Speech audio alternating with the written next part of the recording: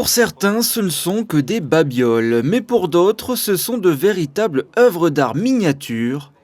Timbres, cartes postales, pièces de monnaie et autres plaques de muselé font l'objet de convoitises dans le monde des collectionneurs, motivés par la richesse du passé et le désir de sauvegarde d'une culture. On a deux types de collectionneurs. Ce sont ou des gens qui sont tombés dans la collection quand ils étaient petits parce qu'ils ont hérité d'une collection de leurs parents, grands-parents, ou bien des gens tout simplement passionnés de Monaco qui découvrent à travers des cartes postales, parce que c'est pas très cher, c'est assez facile d'accès, et qui découvrent une page d'histoire de Monaco qu'on ne connaît pas.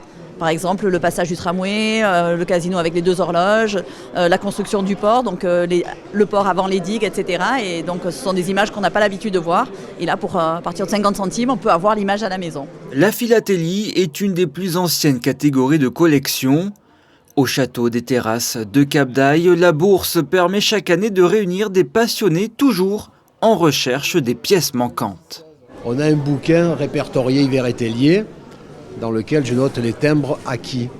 Et ceux que j'ai pas, donc les manquants, je les cherche auprès des gens qui sont là pour les vendre ou pour les changer, quoi, voilà.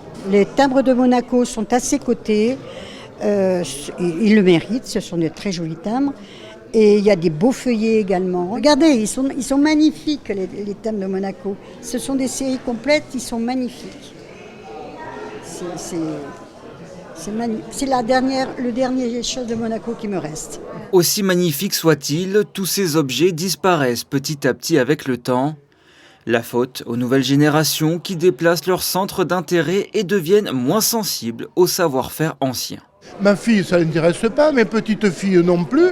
Donc je suis en train de voir pour essayer de revendre au mieux mes ballons montés à quelqu'un qui collectionne. Parce que ça me ferait de la peine que tout cet amas d'histoire, parce que c'est vraiment de l'histoire de France. Ça. Gambetta est parti de Paris avec un ballon monté à l'époque quand même. Et je sais pas, ça fait partie d'une histoire. Puis lire tous ces courriers personnels, si vous voulez, moi ça me prenait là, vraiment. Là. Chaque collection revêt un aspect très personnel et c'est sans doute aussi pour cela que ce marché reste confidentiel. Mais tant que des hommes laisseront parler leur cœur pour partager une mémoire commune, le passé continuera d'exister dans le présent.